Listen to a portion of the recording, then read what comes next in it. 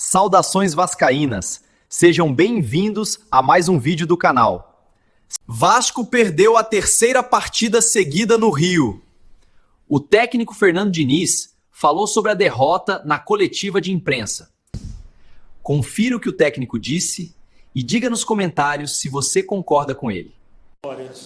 Time desenvolvendo futebol, mas nos últimos 3 jogos especificamente a gente vem apresentando pouco o que o torcedor estava acostumando a ver, futebol. Como explicar essa baixa diante desses 3 jogos que a gente teve aí, tanto diante de São Paulo, Botafogo e também hoje contra o Juventude? Então, vamos, primeiramente, boa noite. Eu acho que a gente tem que ficar triste porque o torcedor do Vasco não merece isso aí, né? Merece mais. Essa é a maior tristeza. Merece muito mais. Agora, e o futebol é assim mesmo, é tudo rápido. Nós estamos falando de uma semana. Ao mesmo tempo, a gente não pode achar que é terra arrasada, porque é uma semana. E tiveram 3 jogos. Os jogos foram diferentes uns dos outros. Acho que contra o São Paulo a gente jogou bem a maior parte do jogo e precisa vencer. Não adianta só jogar bem. Precisava ganhar o jogo. Já está ruim por aí. Não adianta só ter que traduzir em vitória, porque senão não adianta. Contra o Botafogo, a gente foi muito mal. Uma partida que a gente acertou quase nada, que faltou muita coisa. E hoje a gente jogou bem até tomar o primeiro gol. 37 minutos do primeiro tempo. Jogou muito bem o time. Fez um gol, podia ter feito o segundo, podia ter feito o terceiro, estava cedendo nada para o Juventude. Aí tomou um gol e depois de alguns minutos tomou o segundo. 2 falhas, 2 gols que a gente não... totalmente evitáveis. O primeiro gol saiu a bola estava no nosso pé, aí a gente faz um passe forçado sem nenhuma necessidade. Eles fazem uma bola longa, e uma bola longa que a gente esperava, a gente tinha 7 jogadores contra 3 e tomamos o gol. E o segundo gol também não tem sentido nenhum, a gente saiu com a bola por dentro, a gente saiu acelerando o jogo, o time todo desorganizado no campo, e cedemos o segundo gol. No segundo tempo, eles baixaram bastante a linha, a gente teve dificuldade para criar e cedemos o contra-ataque. Essa foi a minha leitura do jogo de hoje, e que nos custou a derrota. Aqui, Diniz, Joel Silva, do canal Colina em Foco. São 3 jogos, né, em uma semana, 3 derrotas, mas a gente entende, pelo menos o jogo contra o São Paulo e contra o Juventude, é a mesma estrutura que até o próprio torcedor concorda de escalação, né, com o Ryan, Andrés Gomes, Nuno. Você acredita que, e o Carpini mais cedo aqui na coletiva, ele falou que leu bem o Vasco, olhando muito o jogo contra o São Paulo e de colocar 3 zagueiros e conseguir neutralizar. O que você acha que faltou, ou você entende que talvez foi mais mérito do adversário, ou faltou algum jogo melhor individualmente dos jogadores? Como é que, em relação ao ataque, até porque no segundo tempo só teve um chute do Nuno, assim, o que está faltando para o Vasco voltar a criar o que vinha criando na sequência positiva? Obrigado. Eu assim, depois que o resultado acontece, as narrativas elas ficam muito facilitadas. Se tivesse tido uma leitura exata do jogo, tanto São Paulo quanto o Juventude, a gente não tinha tido superioridade, não tinha saído ganhando. Hoje, no jogo de hoje, para virar o jogo, a gente teve que entregar 2 gols. Só se estivesse contando que a gente ia entregar 2 gols, que a gente costuma entregar. Nós entregamos 2 gols para o Juventude, e isso modificou a partida. Depois eles baixaram, e o que acontece com o placar? A torcida fica mais impaciente, o jogador vai perdendo confiança, o time fica mais apressado. As trocas também hoje não teve o efeito que teve, por exemplo, num jogo contra o Vitória. E aí sim, no segundo tempo, o chute foi feito. Mas muito por conta do jogo estar 2-1 e a gente ficar num estado anímico diferente e ter uma perda de confiança importante. Mas tanto o São Paulo contra o Juventude, a gente teve domínio do jogo. O normal não era se a gente continua jogando, não toma o primeiro gol do jeito que tomou, porque você fala, mas o gol sai. Mas o Juventude não fez força nenhuma para fazer o gol na gente. Nenhuma. Hoje a gente entregou o resultado para o Juventude, como foi contra o São Paulo também. Contra o São Paulo, a gente está dominando o jogo, aí tem um escanteio, a gente cede um escanteio que não precisava ceder, a gente está com todo mundo lá acumulado, a gente tinha 7 jogadores contra 2 ou 3, bota a bola para escanteio. Aí no escanteio a gente comete um pênalti. infantil como a gente cometeu. No jogo de hoje aconteceu coisa parecida. Então não é assim do jogo, assim, o que mudou? Se a gente tivesse tido esse comportamento contra o Bragantino, de entregar um gol, nós entregamos um gol contra o Bragantino lá no começo do jogo, se sai, eu falei isso para vocês, se eles aproveitam e fazem o gol no começo contra o Fluminense também, muda a história do jogo. Mas hoje a gente não pode ceder os gols que a gente tem cedido. O jogo do Botafogo, ele foi ruim praticamente do começo ao final. Agora, o jogo de hoje, o jogo do Juventude, a gente praticamente entregou os resultados para o adversário. A equipe estava jogando bem, tanto no jogo como o outro. E aí você vai perdendo confiança. Quando o time perde confiança, fica mais difícil para você buscar a virada. Diniz, aqui, Sérgio Quinte, canal Atenção Vascaínos. O Vasco foi do céu ao inferno, né? Do seu melhor momento ao pior momento, eu posso dizer, talvez, porque agora está tendo resultados e números ruins, tendo os reforços. No outro momento, não tinha os reforços. Agora, com o time completo, está tendo esses resultados. Você explicou, você falou nas respostas anteriores, o que está acontecendo.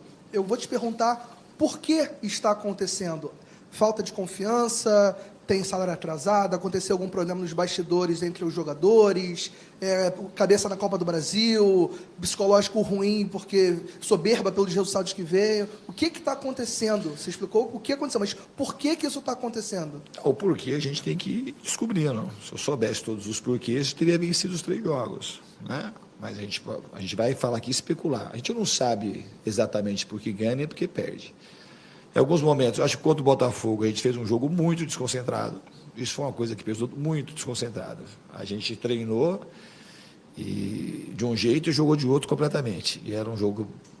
E a gente sabia o que tinha que fazer contra o Botafogo, porque a gente fez os 2 jogos da Copa do Brasil e não tinha muita mudança naquilo que a gente tinha preparado para o jogo. A aplicação que foi completamente diferente. Então, ali faltou... Se você falar assim, uma coisa que você acha, eu acho que faltou um nível de concentração extremamente baixo, que nos custou uma derrota extremamente merecida. Do jogo do São Paulo, o jogo de hoje, é diferente explicar o jogo, muito diferente. O Vasco, uma coisa que eu acredito muito, o Vasco tem que aprender, e está aprendendo, o time está aprendendo a jogar bem e está aprendendo a ser um time grande. Não é a primeira flutuação para baixo que teve. A gente já teve pelo menos uns 2 ou 3 momentos assim. Esse é o 3º ou 4º momento na competição que a gente flutua para baixo. A gente tem que saber agora aprender como a gente aprendeu nas outras vezes e voltar a subir. Uma coisa breve. O Ryan, artilheiro do time, centroavante, por que ele bateu um escanteio naquele momento? Teve jogada ensaiada, né? Foi uma jogada ensaiada que não funcionou, né? Foi por causa disso. Mas também, né? Se ele tivesse batido 10 escanteios, tudo bem, mas ele bateu um escanteio. Não, só para entender, a jogada ensaiada não funcionou. Boa noite, Nis. Cauê Rodrigues, do Colina 1927. Queria que você explicasse a saída do Piton do time com o Verratti e o GB em campo. Porque a partir do momento, na minha visão pelo menos, e do torcedor, que você coloca o Verratti e o GB, é um pouco de bola aérea, né? O Piton cruza muito bem, é um dos principais assistentes da temporada. E se me permite mais uma pergunta também, qual a situação atual do Paulinho Paulo e do Thiago Mendes? Obrigado. Do Piton, que naquele momento ele não estava conseguindo achar cruzamento no segundo tempo. Você vê quantos cruzamentos que o Piton fez no segundo tempo. E ali, talvez, um cruzamento de tirando a bola para o pé direito. O Puma, na realidade, entrou para tentar fazer os cruzamentos, que o Puma também bate muito bem na bola. A gente criou muita situação de gol também com o Puma jogando com o pé invertido. Então, talvez ali, isso era uma tentativa. E a segunda, porque o Puma é um jogador que tem uma bola aérea importante, é um cara que tem um cabeceio bom, tanto na bola parada quanto nas bolas invertidas. Aqui, quando fosse ter cruzamento do lado oposto, o Puma ia ser um cara que entra na área com chance de fazer o gol. E também entrou, faltava 8 minutos, talvez. Então não foi por conta disso que o Vasco deixou de ganhar. E você perguntou outra coisa?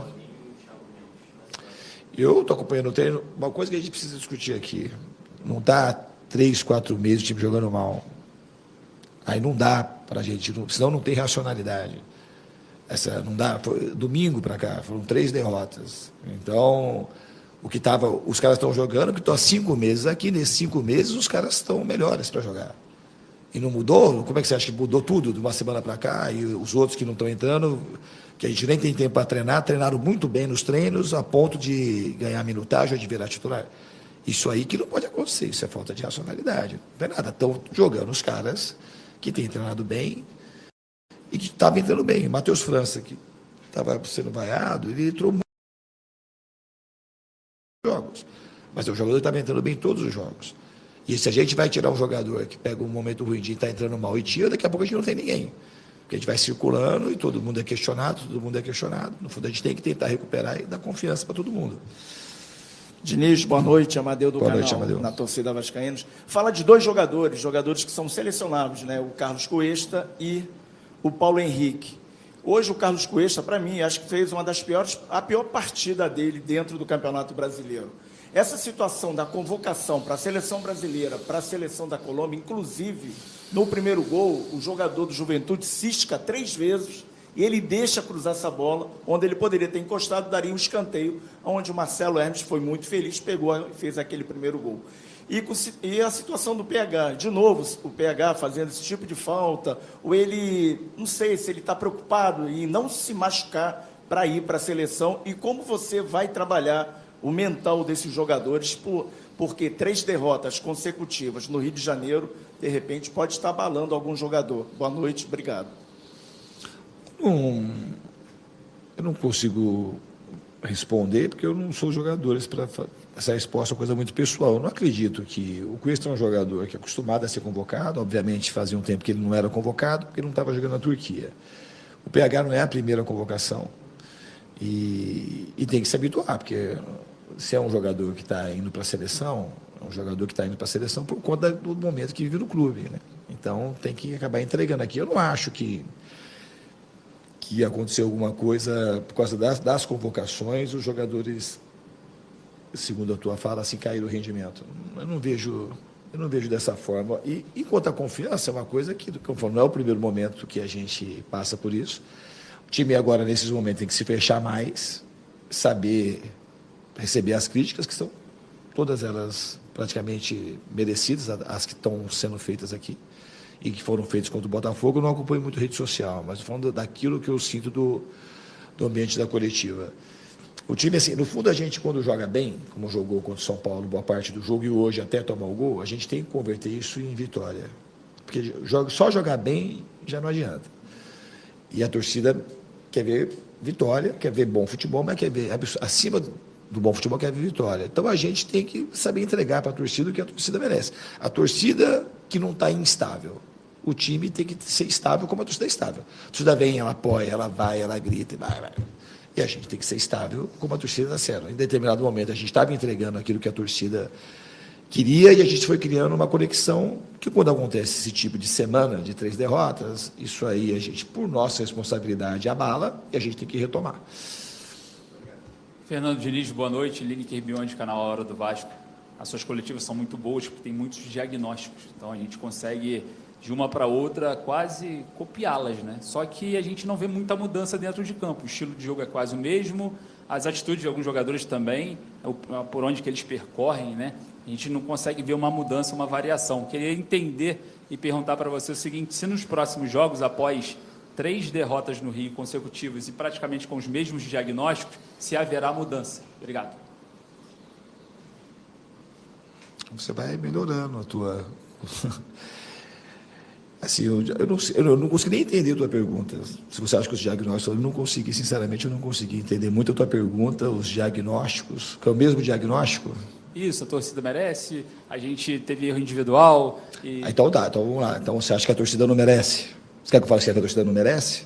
É? Que a torcida não merece? A torcida não muda de fora, estou perguntando dentro de campo. Não, a torcida, você falou que é o meu diagnóstico, a torcida, vou repetir então para você. Se você acha que esse diagnóstico vai mudar, não.